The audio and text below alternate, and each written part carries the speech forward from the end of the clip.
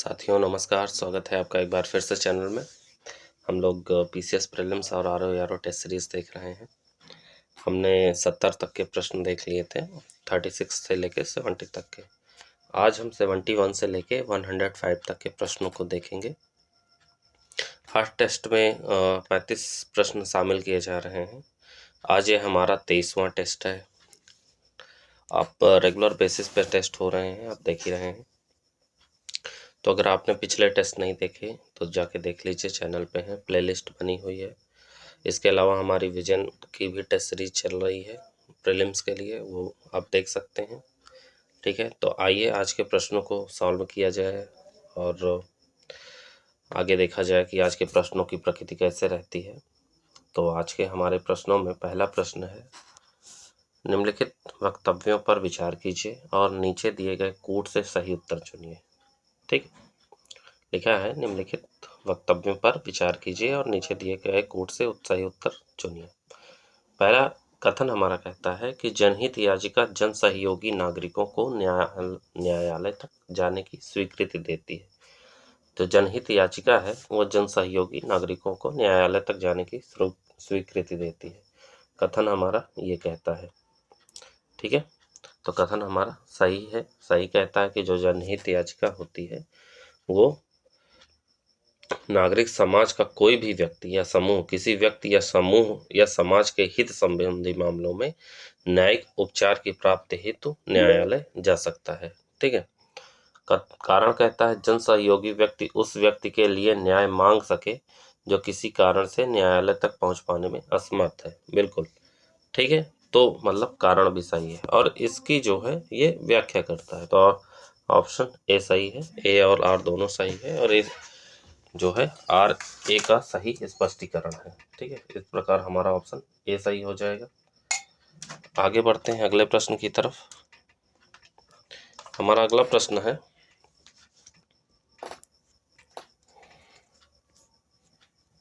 अगला प्रश्न हमारा कहता है निम्नलिखित कथनों पर विचार कीजिए।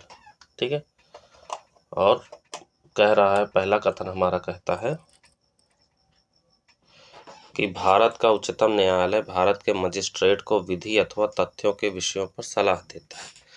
भारत का जो उच्चतम न्यायालय है वो भारत के राष्ट्रपति को विधि अथवा तथ्यों पर सलाह देता है। इनमें से कौन सा सही है कथन? 3 हमारे कथन दिए गए हैं, तो उसमें से कौन सा सही है? तो पहला है स्वयं किसी व्यापक लोकहित के विषय में, गलत है। दूसरा है यदि वह ऐसी कोई सलाह मांगता है, सही है। केवल यदि विषय नागरिकों के मूल अधिकारों से संबंधित है, गलत है।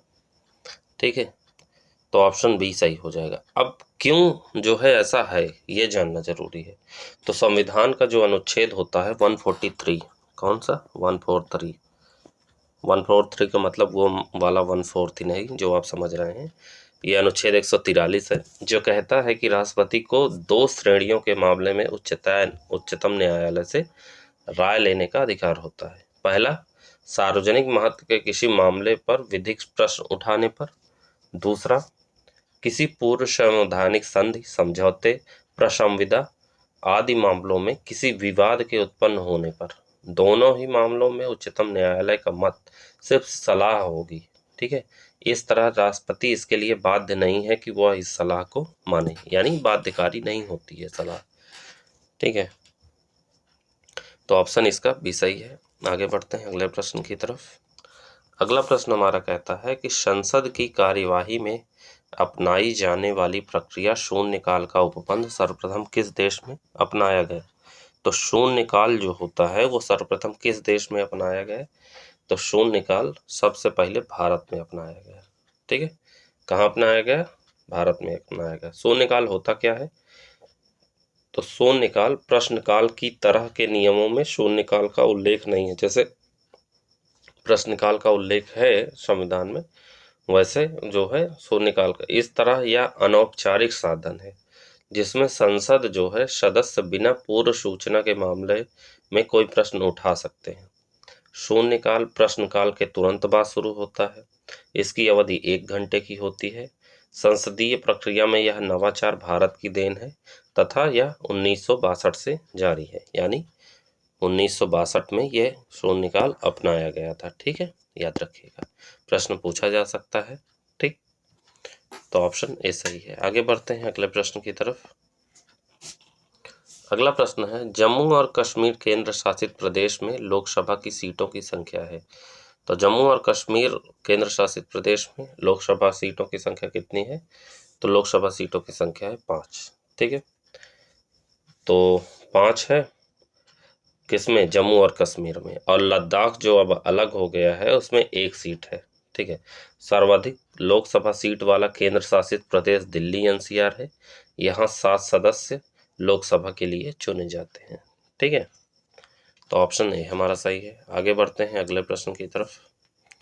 हमारा अगला प्रश्न सूची से संबंधित है। एक तरफ राज्य दिया गया है, एक तरफ लोकसभा सीटों की संख्या दी गई है। ठीक है, एक तरफ लोकसभा सीटों की कितनी संख्या होनी चाहिए वो दिए गए हैं। अब पूछा है कि मिलाना है। ठीक है, तो उत्तर प्रदेश में राज्यसभा सीटें कितनी हैं? 80 हैं, जानते ही हैं। उसके अलावा आंध्र प्रदेश में कितनी हैं? तो आंध्र प्रदेश में हमारी 25 सीटें हैं। ठीक है, कर्नाटक में कितनी सीटें हैं? कर्नाटक में 28 सीटें हैं और गुजरात में 26 सीटें हैं। ठीक है, लोकसभा सीटों की संख्या कितनी है? उत्तर प्रदेश में 80, आंध्र प्रदेश में 25, कर्नाटक में 28 और गुजरात में 26 सीटें हैं। तो इस प्रकार हमारा ऑप्शन कौन सा सही हो जाएगा? ऑप्शन ए सही हो जाएगा। ठीक है, आगे बढ़ते हैं अगले प्रश्न की तरफ। हमारा अगला प्रश्न कहता है कि भारत के संविधान में निम्न में से किसके प्रति अभियोग लगाने का प्रावधान नहीं है? तो किसके प्रति अभियोग नहीं लगाया जा सकता है? तो वो होता है चुनाव आयुक्त। चुनाव आयुक्त के प्रति जो है अभियोग नहीं लगाया जा सकता है। क्यों? क्योंकि भारत के राष्ट्रपति, मुख्य चुनाव आयुक्त व भारत के मुख्य न्यायाधीश को पदावधि से पूर्व हटाने के लिए संसद में अभियोग चलाना या निर्धारित प्रक्रिया अनुसार संकल्प पारित करना आवश्यक है। ठीक है, तो संकल्प अगर पारित किया जाएगा तभी इनको जो है हटाया जा सकता है। निर्वाचन आयुक्त या प्रादेशिक आयुक्त जो होते हैं को मुख्य निर्वाचन आयुक्त की सिफारिश पर हटाया जा सकता है, अन्यथा नहीं। ठीक है, तो जब मुख्य निर्वाचन आयुक्त कहेंगे, सिफारिश देंगे, तभी उनको हटाया जा सकेगा, याद रखिएगा। ठीक है, तो इस प्रकार हमारा कौन सा ऑप्शन सही हो जाएगा? ऑप्शन बी सही हो जाएगा। आगे बढ़ते हैं अगले प्रश्न की तरफ। अगला प्रश्न है, जिला न्यायाधीशों की नियुक्ति का प्रावधान संविधान के किस अनुच्छेद में है? तो जिला न्यायाधीशों की नियुक्ति का प्रावधान किसमें होता है? जो सिविल जज होते हैं, तो उनकी नियुक्ति का प्रावधान संविधान के अनुच्छेद 233 में होता है। किसमें होता है? अनुच्छेद 233। अब बाकी के जो अनुच्छेद दिए गए हैं उन्हें देख लेते हैं। अनुच्छेद 235 हमारा कहता है अधीनस्थ न्यायालयों का नियंत्रण। क्या कहता है? अधीनस्थ न्यायालयों पर नियंत्रण। ठीक है, अनुच्छेद 234 क्या कहता है? अनुच्छेद 234 कहता है न्यायिक सेवा में जिला न्यायाधीशों को छोड़कर अन्य व्यक्तियों की नियुक्ति। ठीक है, संविधान का जो भाग है 6, उसमें अनुच्छेद 233 से लेके 237 तक अधीनस्थ न्यायालयों के संगठन एवं कार्यपालिका के से स्वतंत्र सुनिश्चित करने के वाले बंधों का वर्णन किया गया है। ठीक है, जिला न्यायाधीश जिले का सबसे बड़ा न्यायिक अधिकारी होता है। उसे सिविल और आपराधिक मामलों में मूल और अपीलीय क्षेत्राधिकार प्राप्त होता है। ठीक है, तो इस प्रकार हमारा ऑप्शन सी सही हो जाएगा। आगे बढ़ते हैं अगले प्रश्न की तरफ। अगला प्रश्न हमारा कहता है, जब 2 या अधिक राज्यों के विधानमंडल प्रस्ताव पारित करें कि राज्य सूची के विषय पर कानून बनाया जाए, तब संसद उस मामले के संबंध में कानून बना सकती है। ठीक है, तो कैसे बना सकती है, किस अनुच्छेद के तहत? तो अनुच्छेद होता है हमारा 252। कौन सा अनुच्छेद होता है? 252। अनुच्छेद 252 क्या कहता है कि संसद को राज्य सूची के विषयों पर कानून बनाने की शक्ति प्रदान है। ठीक है, यदि 2 या अधिक राज्यों के विधानमंडल प्रस्ताव पारित करके संसद को भेजें तो, ठीक है, यह कानून उन्हीं राज्यों में प्रभावी होगा जिन्होंने इसे बनाने के लिए प्रस्ताव पारित किया था। इस तरह के कानून का संशोधन या इस पर पुनर्विचार संसद ही कर सकती है, ना कि संबंधित राज्य। ये याद रखेगा। ठीक है। अनुच्छेद 253 क्या कहता है हमारा, जो ये अनुच्छेद 253 है, ये क्या कहता है, अनुच्छेद 253 के अंतर्गत संसद राज्य सूची के किसी मामले में अंतरराष्ट्रीय संधि या समझौते के लिए कानून बना सकती है। ठीक है। उसके अलावा अनुच्छेद 249 हमारा क्या कहता है, अनुच्छेद 249 कहता है कि जब राज्यसभा एक प्रस्ताव पारित कर दे कि राज्य सूची के मामले में कानून बनाना चाहिए, तब संसद कानून बनाने के लिए सक्षम हो जाएगी। ठीक है। तो इस प्रकार हमारा इसमें ऑप्शन सी सही हो जाएगा। ठीक है। प्रश्नों को ध्यान से सुनते चलिए, जो मैं आंसर बताता हूँ उसको ध्यान से सुनते चलिए, जिससे अच्छे से प्रश्न को समझ पाएं। ठीक। आगे बढ़ते हैं अगले प्रश्न की तरफ। हमारा अगला प्रश्न है, क्षेत्रीय परिषदों के बारे में निम्नलिखित कथनों पर विचार करें। क्षेत्रीय परिषदों के बारे में पूछा जा रहा है। पहला हमारा है, कथन कहता है कि इसका गठन राज्य पुनर्गठन अधिनियम 1956 के तहत किया गया। बिल्कुल सही है। राज्य क्षेत्रीय परिषदों का जो गठन होता है वो राज्य पुनर्गठन अधिनियम 1956 के द्वारा किया गया था। ठीक है। दूसरा कथन हमारा है कि देश में कुल 5 क्षेत्रीय परिषदें हैं। ये भी सही है। देश में 5 क्षेत्रीय परिषदें हैं। कौन कौन सी, पूर्वी है, पश्चिमी है, मध्य उत्तरी है और दक्षिणी है। ठीक है। तथा प्रत्येक क्षेत्र में एक क्षेत्रीय परिषद का गठन किया गया है। ठीक है। ये याद रखिएगा। अगला है, प्रधानमंत्री 5 क्षेत्रीय परिषदों के अध्यक्ष होते हैं। गलत है। प्रधानमंत्री नहीं होते, बल्कि कौन होता है, गृह मंत्री होता है। कई बार मैं बता चुका हूँ कि क्षेत्रीय परिषदों का जो अध्यक्ष होता है वो गृह मंत्री होता है। कौन होता है, गृह मंत्री होता है। ठीक है। तो तीसरा ऑप्शन हमारा गलत है। चौथा है, राज्यों के मुख्यमंत्री क्रमवार इसके उपाध्यक्ष होते हैं। तो चौथा हमारा ऑप्शन सही है कि राज्यों के जो मुख्यमंत्री होते हैं क्रम से इसके उपाध्यक्ष होते हैं। तो हमारा कौन सा ऑप्शन सही हो जाएगा, ऑप्शन डी सही हो जाएगा। ठीक। आगे बढ़ते हैं अगले प्रश्न की तरफ। हमारा अगला प्रश्न है, संविधान के किस संशोधन अधिनियम द्वारा केंद्र एवं राज्यों में मंत्रिपरिषद की सीमा को निश्चित किया गया। ऐसा कौन सा संविधान संशोधन अधिनियम हुआ जिसके द्वारा केंद्र एवं राज्यों में मंत्रिपरिषद की सीमा को निश्चित किया गया। ठीक है। तो वो था हमारा 91वां संविधान संशोधन अधिनियम। ठीक है। तो प्रधानमंत्री सहित मंत्रिपरिषद के सदस्यों की कुल संख्या लोकसभा की कुल संख्या के 15% से अधिक नहीं होगी। इस उपबंध का समावेश 91वां संविधान संशोधन अधिनियम 2003 द्वारा किया गया है। ठीक है। 2003 द्वारा। ठीक। इसी प्रकार राज्यों में मुख्यमंत्री सहित मंत्रियों की अधिकतम संख्या 15% से अधिक नहीं होगी, किंतु राज्यों में मुख्यमंत्री समेत मंत्रियों की न्यूनतम संख्या 12 से कम नहीं होगी। ठीक। तो इस प्रकार हमारा ऑप्शन इसमें सी सही है। आगे बढ़ते हैं अगले प्रश्न की तरफ। हमारा अगला प्रश्न है,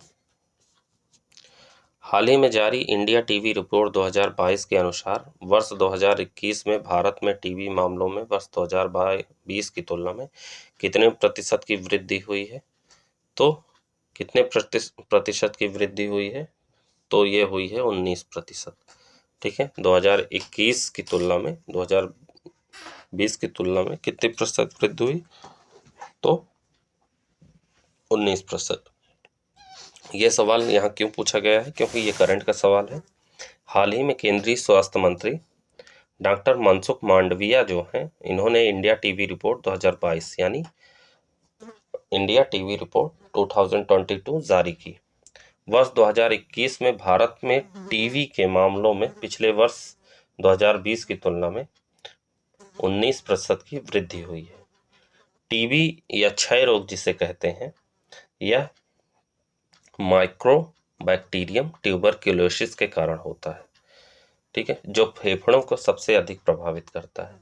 टीबी एक संक्रामक रोग है जो एक व्यक्ति से दूसरे व्यक्ति में खांसी, छींकने या थूकने के दौरान हवा के माध्यम से या फिर संक्रमित सतह को छूने से फैलता है। ठीक है। तो हमें जो है बहुत प्रिकॉशन से रहना चाहिए। जिसको टीबी वगैरह हो उन मरीजों से थोड़ा सा हमें बच के रहना चाहिए, क्योंकि ये जो है एक तरह का जो डिसीज़ है, ये किसी के खांसने छींकने या थूकने से, हवा के संपर्क में आने से फैलता है। ठीक है, तो हमारा ऑप्शन बी सही है। आगे बढ़ते हैं अगले प्रश्न की तरफ। अगला प्रश्न है, किसे BBC Indian sports women of year 2021 चुना गया? BBC Indian sport woman of the year 2021 चुना गया, तो चुना गया है मीराबाई चानू को। किसे चुना गया है? मीराबाई चानू को। करंट का सवाल है, तो टोक्यो ओलंपिक हुआ जिसमें रजत पदक जीतकर इतिहास बनाने वाली भारतीय वेट लिफ्टर शाइखोम मीराबाई चानू को BBC Indian sport woman of the year 2021 के तीसरे संस्करण का विजेता घोषित किया गया है। ठीक है, मीराबाई ने 2021 में तब इतिहास रच दिया था जब वह टोक्यो ओलंपिक में सिल्वर मेडल जीतने वाली पहली वेटलिफ्टर बनी थी। इस बार का BBC emerging player award cricketer Shafali Verma को दिया गया है। वर्ष 2019 में वे अंतर्राष्ट्रीय महिला T20 मैचों में भारत का प्रतिनिधित्व करने वाली सबसे कम उम्र की क्रिकेटर बनी थी। वर्ष 2000 में सिडनी ओलंपिक में भारत के लिए मेडल जीतने वाली पहली महिला खिलाड़ी और वेटलिफ्टर होने का गौरव हासिल करने वाली करणम मल्लेश्वरी को BBC life time achievement award दिया गया है। ठीक है, तो हमारा ऑप्शन यहाँ पे डी सही हो जाएगा। चलिए आगे बढ़ते हैं अगले प्रश्न की तरफ। हमारा अगला प्रश्न है, विंग्स इंडिया अवार्ड्स 2022 में किस हवाई अड्डे ने सर्वश्रेष्ठ हवाई अड्डा का पुरस्कार जीता है? तो विंग्स इंडिया अवार्ड 2022 में ऐसा कौन सा हवाई अड्डा है जिसने सर्वश्रेष्ठ हवाई अड्डे का पुरस्कार जीता? तो वो है हवाई अड्डा कैंपेगौड़ा अंतर्राष्ट्रीय हवाई अड्डा। कैंपेगौड़ा अंतर्राष्ट्रीय हवाई अड्डा है कहाँ? तो ये है बेंगलोर में। कोई पूछे कहाँ है, तो है बेंगलोर। कहाँ है? बेंगलोर में है। ठीक है, ये बेंगलोर में है। ठीक है, हाल ही में, ये करंट का सवाल है, 2022 का, लास्ट ईयर का ही है। हाल ही में कैंपेगौड़ा अंतर्राष्ट्रीय हवाई अड्डा बेंगलुरु BLR हवाई अड्डा जिसे कहते हैं ने अपने ग्राहक केंद्रित दृष्टिकोण, स्मार्ट नवाचारों और अत्याधुनिक तकनीक को अपनाने के लिए विंग्स इंडिया अवार्ड 2022 में से 2 प्रमुख पुरस्कार जीते। ठीक है, BLR हवाई अड्डे को सामान्य श्रेणी में सर्वश्रेष्ठ हवाई अड्डा नामित किया गया है तथा साथ ही एविएशन इनोवेशन का पुरस्कार भी प्रदान किया गया है। यह पुरस्कार उद्योग में सबसे प्रतिष्ठित में से एक है और यह ग्राहक सेवा सुविधाओं और नवाचारों के मूल्यांकन के बाद दिया जाता है। ठीक है, तो ऑप्शन ए हमारा सही है। आगे बढ़ते हैं अगले प्रश्न की तरफ। हमारा अगला प्रश्न है, निम्नलिखित कथनों पर विचार कीजिए, कौन सा कथन सही नहीं है? पूछा है कौन सा कथन सही नहीं है। पहला हमारा कथन है कि 5वें बिम्स्टेक शिखर सम्मेलन 2022 की अध्यक्षता भारत देश ने की है। सही है ये तो। ठीक है, जो 5वां बिम्स्टेक शिखर सम्मेलन 2022 हुआ उसकी अध्यक्षता भारत ने की है। दूसरा कथन कहता है कि 5वें बिम्स्टेक शिखर सम्मेलन के दौरान एक चार्टर को स्वीकार किया गया और 7 स्तंभों में से सुरक्षा के स्तंभ की जिम्मेदारी भारत को सौंपी गई। दूसरा कथन हमारा गलत है। क्यों गलत है?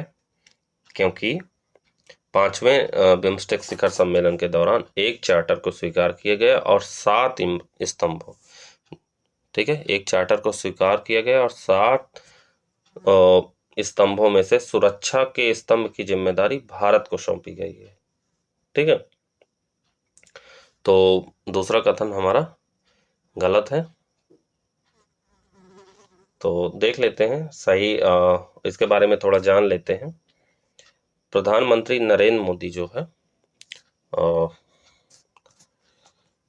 5वें बिम्स्टेक यानी Bay of Bengal initiative for multi sectoral technical and economic cooperation, BIMSTEC का फुल फॉर्म क्या है? Bay of Bengal initiative for multi sectoral technical and economic cooperation, ठीक है, शिखर सम्मेलन में सम्मिलित हुए, जिसकी मेजबानी वर्चुअल माध्यम से श्रीलंका ने की। किसने की? श्रीलंका ने, जो कि इस समय बिम्स्टेक का अध्यक्ष है। तो पहला हमारा कथन गलत है, ना कि दूसरा। ठीक है, पहला कथन गलत है, दूसरा हमारा सही है। अध्यक्षता किसने की है? भारत ने नहीं, बल्कि किसने की है? श्रीलंका ने। ठीक है, श्रीलंका ने इसकी अध्यक्षता की है। ठीक है, श्रीलंका ने इसकी अध्यक्षता की है। 5वें शिखर सम्मेलन के दौरान एक चार्टर को स्वीकार किया गया तथा 7 स्तंभों में से सुरक्षा के स्तंभ की जिम्मेदारी भारत को सौंपी गई।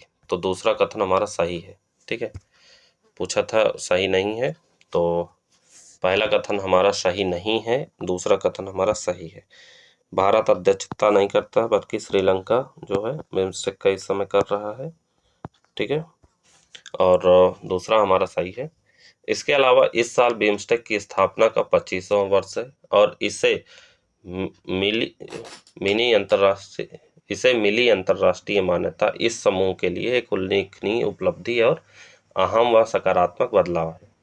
बिम्स्टेक का पूरा नाम Bay of Bengal initiative for multi sectoral technical and economic cooperation है।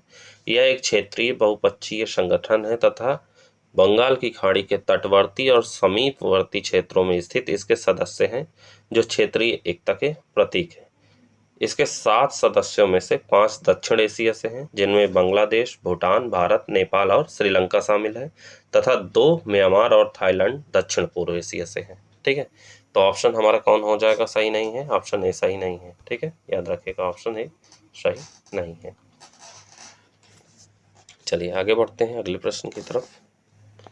अगला प्रश्न है हमारा, हाल ही में भारत संयुक्त राष्ट्र आर्थिक और सामाजिक परिषद ECOSOC के कितने प्रमुख निकायों के लिए चुना गया है? तो इसको 4 प्रमुख निकायों के लिए चुना गया है। ठीक है, भारत को संयुक्त राष्ट्र आर्थिक और सामाजिक परिषद के 4 प्रमुख निकायों के लिए चुना गया है। ठीक है, ये याद रखिएगा। और इनमें भारत का कार्यकाल 4 साल 2023 से लेकर 2027 तक के लिए होगा। इस निकाय में सामाजिक विकास आयोग, गैर सरकारी संगठनों की समिति, विकास के लिए विज्ञान एवं सांस्कृतिक अधिकारों की समिति होती है। ठीक है, इसके अलावा प्रीति शरण आर्थिक, सामाजिक एवं सांस्कृतिक अधिकारों के लिए समिति संयुक्त राष्ट्र में भारत के स्थायी मिशन हेतु फिर से चुनी गई। दिसंबर 2018 में वरिष्ठ भारतीय राजनयिक प्रीति शरण को संयुक्त राष्ट्र की आर्थिक, सामाजिक और सांस्कृतिक अधिकारों की समिति पर एशिया प्रशांत सीट के लिए निर्विरोध चुना गया था।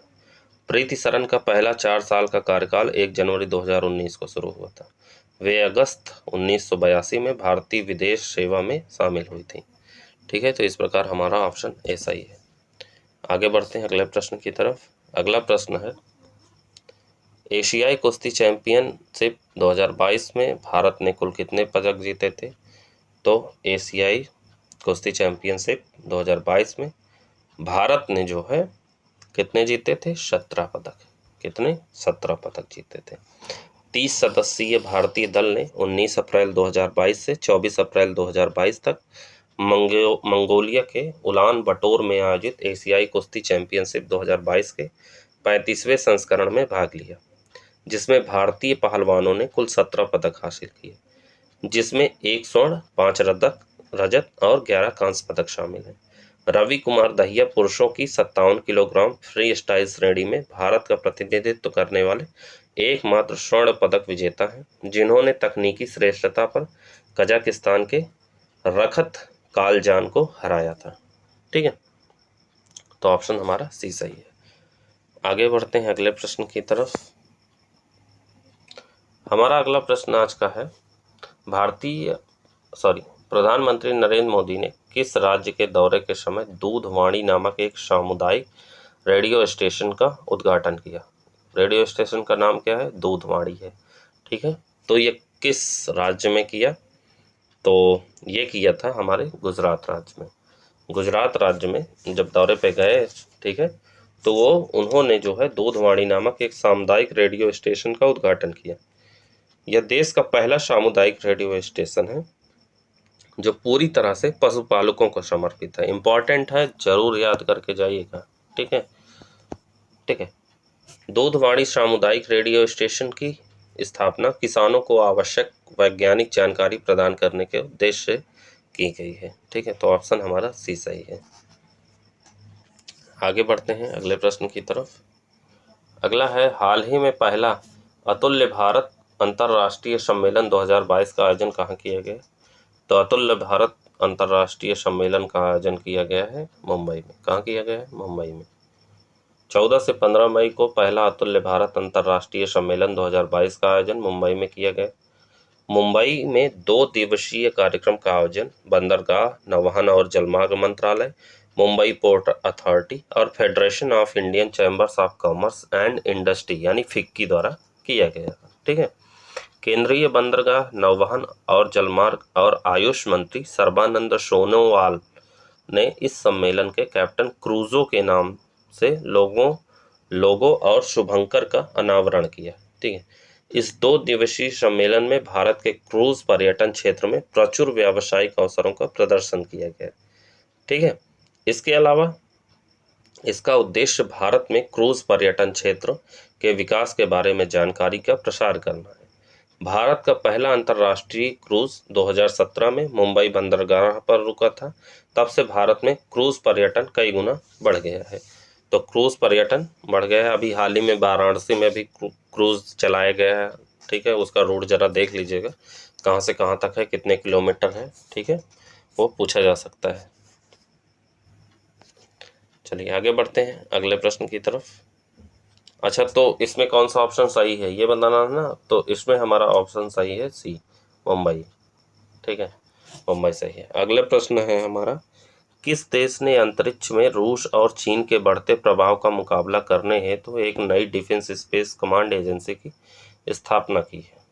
ठीक है, तो ये है ऑस्ट्रेलिया ने। किसने की है? ऑस्ट्रेलिया ने। क्यों? क्योंकि हाल ही में ऑस्ट्रेलिया ने अंतरिक्ष में रूस और चीन के बढ़ते प्रभाव का मुकाबला करने के लिए एक नई डिफेंस स्पेस कमांड एजेंसी की स्थापना की घोषणा की है। यह एजेंसी सरकार, उद्योग, सहयोगियों और अंतर्राष्ट्रीय भागीदारों के अंतरिक्ष विशिष्ट प्राथमिकताओं को विकसित करने एवं उनकी वकालत करने में ऑस्ट्रेलिया की सहायता करेगी। यह एजेंसी अंतरिक्ष क्षेत्र में विशेषता रणनीतिक अंतरिक्ष योजना बनाने में सहायता एवं अंतरिक्ष नीति के परिशोधन के संबंध में किसी भी विकास का हिस्सा बनने में सक्षम होने के लिए कर्मियों को प्रशिक्षण प्रदान करेगी। ठीक है, तो ऑप्शन हमारा बी सही है। आगे बढ़ते हैं अगला प्रश्न देखते हैं। हमारा अगला प्रश्न है, हाल ही में किसने आईसीसी महिला वनडे विश्व कप 2022 का खिताब जीता है? तो आईसीसी महिला वनडे विश्व कप 2022 का खिताब जीता है ऑस्ट्रेलिया ने। किसने जीता है? ऑस्ट्रेलिया ने। ऑस्ट्रेलिया ने फाइनल में इंग्लैंड को 71 रन से हराकर 7वीं बार आईसीसी महिला वनडे विश्व कप 2022 का खिताब जीता। यह 7वां मौका है जब ऑस्ट्रेलिया की टीम ने 50 ओवरों के क्रिकेट में विश्व कप अपने नाम किया है। ठीक है, तो ऑप्शन हमारा इसमें ए सही हो जाएगा। आगे बढ़ते हैं। अच्छा, थोड़ा और जान लीजिए। ऑस्ट्रेलिया ने पहले बल्लेबाजी के लिए आमंत्रित किए जाने पर एलिसा हीली की 170 रन की धांसू पारी, यानी एलिसा हीली ने 170 रन बनाए। उसके बाद राचेल हेंस 68 रन और बेथ मूनी 62 रन के उपयोगी योगदान से 5 विकेट पर 356 रन बनाए। कितने? 356 रन का विशाल स्कोर बनाया। इसके जवाब में पिछला चैंपियन इंग्लैंड नेट साइवर के नाबाद 148 रन की आकर्षक पारी के बावजूद 43.4 ओवर में 285 रन ही बना पाया। एलिसा हीली को आईसीसी महिला क्रिकेट विश्व कप 2022 में प्रतिष्ठित प्लेयर ऑफ द टूर्नामेंट का पुरस्कार दिया गया। 2022 आईसीसी महिला क्रिकेट विश्व कप का 12वां संस्करण था। ठीक है, कौन सा संस्करण था? 12वां संस्करण था, ये याद रखेगा। ठीक है, विजेता ऑस्ट्रेलिया। ठीक, आगे बढ़ते हैं अगले प्रश्न की तरफ। हमारा अगला प्रश्न है, भारत और किस देश के बीच एक आर्थिक सहयोग और व्यापार समझौते पर हस्ताक्षर किए गए हैं? तो ये है हमारे जो है ऑस्ट्रेलिया के बीच। भारत और ऑस्ट्रेलिया के बीच जो है एक आर्थिक सहयोग और व्यापार समझौते पर हस्ताक्षर किए गए हैं। इस समझौते के अंतर्गत ऑस्ट्रेलिया अपने बाजार में चमड़े, कपड़ा, खेल उत्पादों और आभूषणों जैसे 95% से अधिक भारतीय सामानों के लिए शुल्क मुक्त पहुंच प्रदान करेगा। ठीक है, यह नया हस्ताक्षरित समझौता दोनों देशों के बीच द्विपक्षीय व्यापार को अगले 5 सालों में $27 बिलियन से 45 से 50 बिलियन डॉलर तक ले जाने में मदद करेगा। ठीक है, तो ऑप्शन हमारा सी सही है। आगे बढ़ते हैं अगले प्रश्न की तरफ। अगला प्रश्न है हमारा, हाल ही में भारत और किर्गिस्तान के बीच संयुक्त विशेष बल अभ्यास का 9वां संस्करण कहाँ समाप्त हुआ है? तो इसका 9वां संस्करण समाप्त हुआ है बकलोह, हिमाचल प्रदेश में। कहाँ समाप्त हुआ है? बकलोह, हिमाचल प्रदेश में। भारत और किर्गिस्तान के बीच संयुक्त विशेष बल अभ्यास के 9वें संस्करण का आयोजन एवं समापन हिमाचल प्रदेश के बकलोह में हुआ। भारत और किर्गिस्तान के विशेष बलों की टुकड़ियों ने संघर्ष के पूरे स्पेक्ट्रम में मौजूद और आकस्मिक खतरों का मुकाबला करने के लिए अपनी विशेषज्ञता, तकनीकों एवं युद्ध कौशल की बेहतरीन कार्य प्रणालियों को साझा किया। अभ्यास के दौरान कॉम्बैट शूटिंग, स्निपिंग, पहाड़ों में जीवित बचने, बंधक होने पर बचाव और निहत्थे युद्ध का व्यापक अभ्यास किया। भारत और किर्गिस्तान के बीच एक अन्य सैन्य अभ्यास खंजन आयोजित किया गया। ठीक है, क्या आयोजित किया गया? खंजन, याद रखिएगा। एक और जो है युद्ध अभ्यास आयोजित किया गया जिसका नाम खंजन है। ठीक है, ये पूछा जा सकता है। ठीक है, ये इंपॉर्टेंट है। चलिए आगे बढ़ते हैं अगले प्रश्न की तरफ। अगला प्रश्न है हमारे, किस वर्ष 2021 के लिए 31वें सरस्वती सम्मान से सम्मानित किए जाने की घोषणा की गई? तो किसे जो है घोषणा, किसे सम्मानित किया जाने की घोषणा की गई? तो सरस्वती सम्मान है। तो ये घोषणा की गई जो है प्रोफेसर रामदरस मिश्र को। प्रोफेसर रामदरस मिश्र कौन है? तो के बिरला फाउंडेशन द्वारा प्रसिद्ध कवि और साहित्यकार प्रोफेसर रामदरस मिश्र को उनके कविता संग्रह मैं तो यहाँ हूँ, कौन सी कविता? मैं तो यहाँ हूँ। ठीक है, ये कविता पढ़ना चाहते हैं तो इंटरनेट में उपलब्ध है, आप पढ़ सकते हैं। के लिए वर्ष 2021 के लिए 31वें सरस्वती सम्मान से सम्मानित किए जाने की घोषणा की गई। प्रसिद्ध मराठी लेखक डॉक्टर शरण कुमार लिम्बाम्बे, कौन? शरण कुमार लिम्बाम्बे, जो ऑप्शन डी में दिया गया है, को वर्ष 2020 का 30वां सरस्वती सम्मान दिया गया है। इनको 30वां दिया गया है, इनको 31वां देने की घोषणा की गई है भी जो है रामदरस मिश्र को। उसके अलावा प्रोफेसर रामदरस मिश्र का जन्म 15 अगस्त 1924 को उत्तर प्रदेश में जिला गोरखपुर के डुमरी गांव में हुआ था। वर्ष 1991 में के बिरला फाउंडेशन द्वारा स्थापित सरस्वती सम्मान पुरस्कार के तहत पिछले 10 वर्षों में किसी भी भारतीय भाषा में प्रकाशित उत्कृष्ट साहित्यिक रचना को सम्मानित किया जाता है। के बिरला फाउंडेशन की ओर से साहित्य में 3 बड़े सम्मान, सरस्वती सम्मान जो कि होता है हिंदी व संस्कृत सहित सभी भारतीय भाषाओं के लिए, उसके अलावा व्यास सम्मान हिंदी के लिए, और बिहारी पुरस्कार राजस्थान के लिए हिंदी या राजस्थानी लेखकों के लिए प्रदान किया जाता है।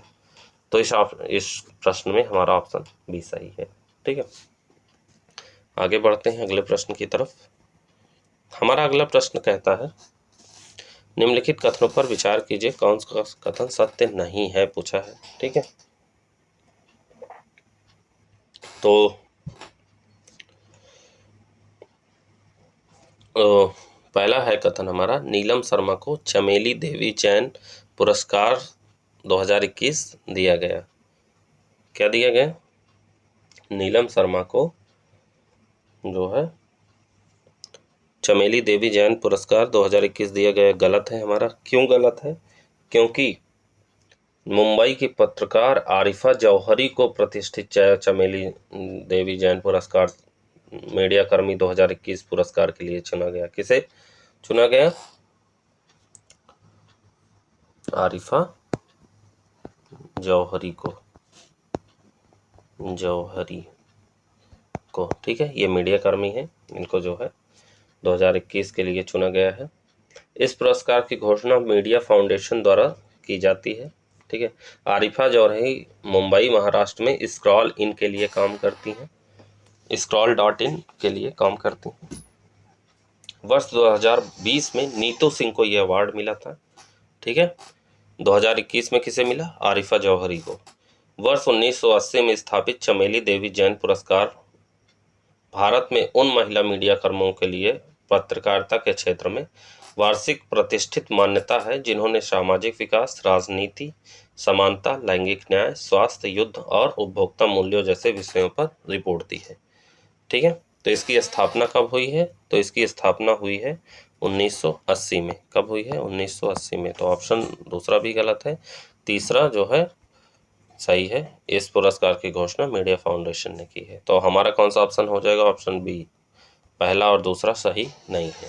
ठीक है, आगे बढ़ते हैं अगले प्रश्न की तरफ। अगला प्रश्न है हमारा, हाल ही में केतांजी ब्राउन जैक्सन किस देश के सुप्रीम कोर्ट की पहली अश्वेत महिला न्यायाधीश बनी है? केतांजी ब्राउन जैक्सन इनका नाम है और ये पहली अश्वेत महिला न्यायाधीश बनी है। तो ये किस कंट्री के हैं? तो ये हैं हमारे अमेरिका की। कहाँ की हैं? अमेरिका की। हाल ही में अमेरिका संसद की सीनेट ने जस्टिस केतांजी ब्राउन जैक्सन को देश के उच्चतम न्यायालय के जज नियुक्त करने की मुहर लगा दी है। वह अब अमेरिकी सुप्रीम कोर्ट की पहली अश्वेत महिला न्यायाधीश बन गई हैं। इसके अलावा जैक्सन अमेरिकी सुप्रीम कोर्ट की जज बनने वाली छठी महिला भी हैं। जैक्सन हाल ही में सेवानिवृत्त हो रहे न्यायाधीश स्टीफन ब्रेयर का स्थान लेंगी। ठीक है, तो ऑप्शन हमारा सी सही है। आगे बढ़ते हैं अगले प्रश्न की तरफ। हमारा अगला प्रश्न कहता है कि डीआरडीओ के संदर्भ में निम्नलिखित कथनों पर विचार कीजिए। डीआरडीओ के बारे में पूछा जा रहा है। ठीक है, पहला कथन है, रक्षा अनुसंधान और विकास संगठन डीआरडीओ ने ओडिशा तट से दूर चांदीपुर में एकीकृत परीक्षण रेंज आईटीआर में एक मिसाइल परीक्षण सॉलिड फ्यूल डक्टेड रैमजेट यानी एसएफडीआर बूस्टर का सफल परीक्षण किया है। ठीक है, तो पहला हमारा ऑप्शन सही है। पूछा है कौन सा कथन सही नहीं है, तो पहला तो सही है, सही नहीं है जो, तो पहला तो सही है। ठीक है, दूसरा कथन हमारा है कि solid fuel ducted ramjet Bharat और रूस द्वारा संयुक्त रूप से विकसित एक मिसाइल प्रणोदन तकनीक है। दूसरा भी सही है, तो इसमें ऑप्शन डी हो जाएगा, ना तो एक ना तो दो, मतलब सही नहीं है। पूछा है ना तो एक ना तो दो, इसका मतलब दोनों सही हैं। ठीक है, तो थोड़ा जान लेते हैं इसके बारे में, है क्या ये जो है एसएफडीआर प्रणाली और डीआरडीओ ने क्या किया है।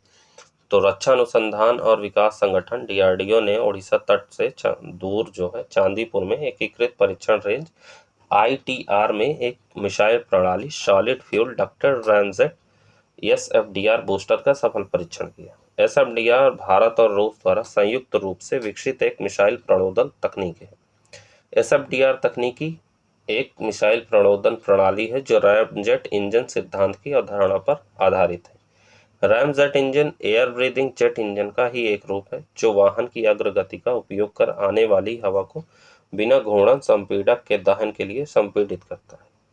रैमजेट में वाहन की अग्रगति का उपयोग करके उच्च दबाव उत्पन्न किया जाता है। इसके अलावा प्रणोदन प्रणाली में लाई जाने वाली बाहरी हवा कार्यशील द्रव बन जाती है। रैमजेट तभी कार्य करता है जब वाहन पहले से ही चल रहा हो। जब इंजन स्थिर हो तो रैमजेट कार्य नहीं कर सकता। ठीक है, ये याद रखिएगा। यह सिस्टम एक ठोस ईंधन वाले रैमजेट इंजन का उपयोग करता है। ठोस प्रणोदक रॉकेट के विपरीत रैमजेट उड़ान के दौरान वातावरण से ऑक्सीजन लेता है। इस प्रकार यह वजन में हल्का और अत्यधिक ईंधन ले जा सकता है। ठीक है, तो कौन सा ऑप्शन हमारा सही है? ऑप्शन डी है, ना तो एक ना तो दो, यानी दोनों सही है। ठीक, आगे बढ़ते हैं अगले प्रश्न की तरफ। हमारा अगला प्रश्न कहता है कि हाल ही में अंतर्राष्ट्रीय अंतरिक्ष station IIS international space station के लिए पहला निजी अंतरिक्ष यात्री मिशन का नाम क्या है? पहला निजी अंतरिक्ष यात्री मिशन है, तो उसका नाम क्या है? तो उसका नाम है एक्सियोम मिशन 1। क्या नाम है? Axiom mission 1। अंतर्राष्ट्रीय अंतरिक्ष मिशन के लिए पहला निजी अंतरिक्ष यात्री मिशन एक्सियोम मिशन 1 लॉन्च किया गया है। नासा ने वर्ष 2020 में स्पेस स्टेशन के लिए एक नए कमर्शियल विंग को डिजाइन और विकसित करने के लिए एक्सियोम को चुना था। ठीक है, यह ह्यूस्टन स्थित एक्सियोम स्पेस द्वारा अंतर्राष्ट्रीय अंतरिक्ष स्टेशन के लिए एक मिशन है। इसे नासा के फ्लोरिडा स्थित कैनेडी स्पेस सेंटर से लॉन्च किया गया है। ठीक, मिशन में space x crew dragon spacecraft और फाल्कन 9 रॉकेट का उपयोग किया गया है। इस मिशन में 4 व्यक्तियों के समूह को लॉन्च किया गया। नासा के पूर्व अंतरिक्ष यात्री माइकल लोपेज एलेग्रिया इस मिशन की कमान संभाल रहे हैं। तो ठीक है, ऑप्शन डी इसमें सही है, याद रखिएगा। आगे बढ़ते हैं अगले प्रश्न की तरफ। हमारा अगला प्रश्न कहता है, हाल ही में किस राज्य में चिथिराई उत्सव शुरू हुआ है? चिथिराई उत्सव, ठीक है, तो ये कहाँ शुरू हुआ है चिथिराई उत्सव हाल ही में? तो ये शुरू हुआ है तमिलनाडु में, ठीक है। तमिलनाडु के मदुराई स्थित मीनाक्षी मंदिर में चिथिराई उत्सव शुरू हुआ है। उत्सव की शुरुआत मीनाक्षी अम्मन मंदिर में अपने पारंपरिक झंडा फहराने के साथ हुई। प्रत्येक वर्ष करीब 12 दिनों तक धूमधाम से मनाए जाने वाले इस उत्सव में लाखों की संख्या में पर्यटक शामिल होते हैं। चिथिराई उत्सव मीनाक्षी कल्याणम या मीनाक्षी थिरुकल्याणम के नाम से जाना जाता है। यह तमिल महीने चिथिराई के दौरान मनाया जाता है। यह उत्सव देवी मीनाक्षी और भगवान सुंदरेश्वर की दिव्य शादी का प्रतीक है, ठीक है। तो इस प्रकार हमारा ऑप्शन बी सही है। आगे बढ़ते हैं अगले प्रश्न की तरफ। हमारा अगला प्रश्न है, एशियाई विकास बैंक एडीबी ने किस राज्य में विकास परियोजनाओं का समर्थन करने के लिए भारत के साथ 2 मिलियन अमेरिकी डॉलर के ऋण समझौते पर हस्ताक्षर किए हैं? तो किस राज्य के साथ किए गए हैं हस्ताक्षर? तो ये किए गए हैं नागालैंड के साथ, ठीक है। एशियाई विकास बैंक ने हाल ही में भारत सरकार के साथ नागालैंड से जुड़े एक महत्वपूर्ण समझौते पर हस्ताक्षर किए हैं, जिसके अनुसार एशियाई विकास बैंक नागालैंड में जलवायु अनुकूल शहरी बुनियादी ढांचे को डिजाइन करने, संस्थागत क्षमता को मजबूत करने और न्यायपालिका संसाधन जुटाने में सुधार करने के लिए 2 मिलियन अमेरिकी डॉलर का ऋण प्रदान करेगा। तो ऑप्शन हमारा डी सही है। आगे बढ़ते हैं अगले प्रश्न की तरफ। अगला प्रश्न है, हाल ही में विश्व बैंक द्वारा जारी रिपोर्ट के अनुसार वर्ष 2011 से 2019 के दौरान भारत में अत्यधिक गरीबी में कितने प्रतिशत की गिरावट दर्ज की गई है? तो ये जो है 12.3% की गिरावट दर्ज की गई है। हाल ही में विश्व बैंक की रिपोर्ट के अनुसार भारत में 8 साल में 12.3% की गिरावट दर्ज की गई है, ठीक है। शहरी क्षेत्रों के मुकाबले ग्रामीण क्षेत्रों में गरीबी में तेजी से कम हुई है। यह जानकारी विश्व बैंक पॉलिसी रिसर्च के वर्किंग पेपर में दी गई है। इस रिपोर्ट के अनुसार साल 2011 में अत्यंत गरीबी 22.5% थी, जो साल 2019 में 10% हो गई। 2011 से 2015 के दौरान ग्रामीण गरीबी 26.3% से घटकर 21.9% पे आ गई है, ठीक है। इस तरह इससे 4.4% की गिरावट आई है। शहरी गरीबी की बात करें तो यह साल 2011 में 14.2% पर थी, जो 2015 में 12.9% रह गई है। विश्व बैंक की स्थापना 2 जुलाई 1944 को हुई, जिसका मुख्यालय वाशिंगटन डीसी में है, ठीक है। तो ऑप्शन इसमें हमारा डी सही है। आगे बढ़ते हैं अगले प्रश्न की तरफ। अगला प्रश्न हमारा कहता है कि हाल ही में युवाओं को प्रशिक्षण देने के लिए भारत का पहला अंतर्राष्ट्रीय कौशल केंद्र कहाँ स्थापित किया जाएगा? तो युवाओं को प्रशिक्षण देने के लिए पहला अंतर्राष्ट्रीय कौशल केंद्र कहाँ स्थापित किया जाएगा? तो ये भुवनेश्वर उड़ीसा में स्थापित किया जाएगा, ठीक है। युवाओं को प्रशिक्षण के लिए भारत का पहला अंतर्राष्ट्रीय कौशल केंद्र उड़ीसा के भुवनेश्वर में स्थापित किया जाएगा। यह अंतर्राष्ट्रीय कौशल केंद्र विदेशों में काम करने के इच्छुक युवाओं को गुणवत्तापूर्ण प्रशिक्षण देगा। इसके लिए राष्ट्रीय कौशल विकास निगम और कौशल विकास संस्थान के बीच एक समझौता हुआ है, यानी एनएसडीसी और एसडीआई के बीच एक समझौता हुआ है। इस केंद्र में मोबिलाइजेशन, परामर्श, कौशल प्रशिक्षण, विदेशी भाषा प्रशिक्षण, रोजगार और आव्रजन तथा रोजगार के बाद समर्थन जैसी सेवाएं दी जाएगी, ठीक है। तो ऑप्शन हमारा डी सही है। आगे बढ़ते हैं अगले प्रश्न की तरफ। अगला प्रश्न है, निम्नलिखित कथनों पर विचार कीजिए, कौन से कथन सही हैं, ठीक है। पहला कथन हमारा कहता है कि हाल ही में एशिया के सबसे बड़े अंतर्राष्ट्रीय खाद्य एवं अतिथि मेला आहार 2022 का आयोजन जयपुर में किया गया। तो पहला ऑप्शन हमारा गलत है। क्यों गलत है? क्योंकि इसका आयोजन कहाँ किया गया? दिल्ली में किया गया। कहाँ किया गया? दिल्ली में, ना कि जयपुर में, ठीक है। कहाँ किया गया? दिल्ली में। ठीक है।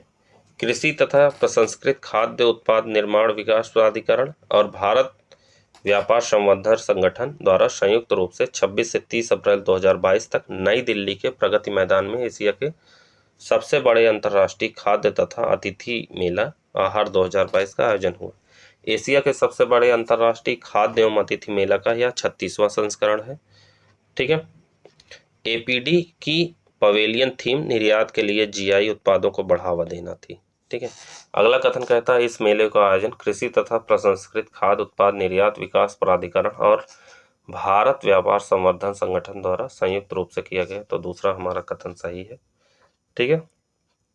तो हमारा कौन सा ऑप्शन सही हो जाएगा? ऑप्शन बी सही हो जाएगा। कौन सा ऑप्शन? ऑप्शन बी सही हो जाएगा। आगे बढ़ते हैं अगले प्रश्न की तरफ।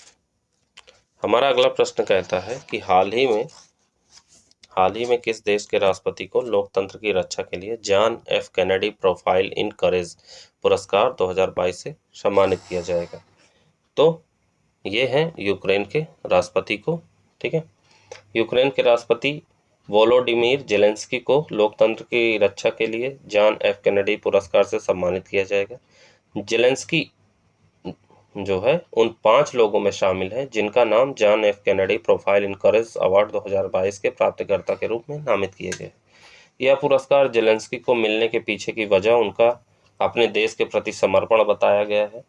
यूक्रेन के राष्ट्रपति व्लादिमीर जेलेंस्की को रूस यूक्रेन संघर्ष के दौरान यूक्रेनी लोगों की रक्षा करने के लिए उनकी वीरता के लिए नामित किया गया है। यह पुरस्कार का नाम कैनेडी की 1957 की पुलित्जर पुरस्कार विजेता पुस्तक प्रोफाइल्स इन करेज के नाम पर रखा गया है। ठीक है। तो ऑप्शन हमारा डी सही है। आगे बढ़ते हैं अगले प्रश्न की तरफ। हमारा अगला प्रश्न है हाल ही में किस देश ने दुनिया के पहली anti missile laser system iron beam का सफलतापूर्वक परीक्षण किया है? तो दुनिया की पहली एंटी मिसाइल लेजर बीम है आयरन बीम। इसका सफलतापूर्वक परीक्षण किसने किया है? तो ये किया गया है इजराइल। इजराइल ने दुनिया के पहले anti missile laser system iron beam का सफलतापूर्वक परीक्षण किया है। आयरन बीम को राफेल एडवांस डिफेंस सिस्टम द्वारा विकसित किया गया है। इसकी रेंज 7 किलोमीटर तक है। यह दुनिया की पहली ऊर्जा आधारित हथियार प्रणाली है जो आने वाले यूएवी, रॉकेट, मोर्टार, लंबी दूरी की मिसाइलों, टैंक रोधी मिसाइलों आदि को मार गिराने के लिए लेजर बीम का उपयोग करती है। तो ऑप्शन हमारा बी सही है। आगे है अगला प्रश्न है हमारा आज का अंतिम प्रश्न रहेगा हाल ही में विजडन ने किन 2 भारतीय को वर्ष 2022 के लिए क्रिकेट ऑफ द ईयर चुना है? तो किसे चुना गया है? तो रोहित शर्मा और जसप्रीत बुमराह को चुना गया है। ठीक है। भारतीय क्रिकेट टीम के कप्तान रोहित शर्मा और तेज गेंदबाज जसप्रीत बुमराह को विजडन ने वर्ष 2022 के लिए क्रिकेट ऑफ द ईयर चुने जाने पर 5 खिलाड़ियों को जगह दी है। ठीक है। इसके अलावा न्यूजीलैंड के डेवन कॉनवे, इंग्लैंड के तेज गेंदबाज ओली रॉबिन्सन और दक्षिण अफ्रीका की महिला क्रिकेटर डेन वॉन निकर्क के नाम भी इस लिस्ट में शामिल है। इंग्लैंड के जो रूट को साल का लीडिंग क्रिकेट चुना गया, जबकि दक्षिण अफ्रीकी महिला टीम की बल्लेबाज लिजेल ली को लीडिंग महिला क्रिकेटर चुना गया। पाकिस्तान के विकेट कीपर बल्लेबाज मोहम्मद रिजवान को वर्ष T20 क्रिकेटर चुना गया।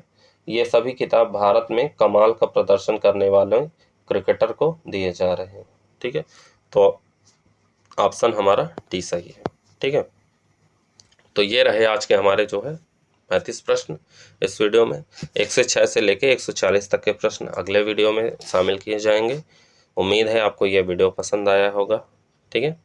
तो मिलते हैं अगले वीडियो में। तब तक के लिए जय हिंद, जय Bharat. Thank you so much.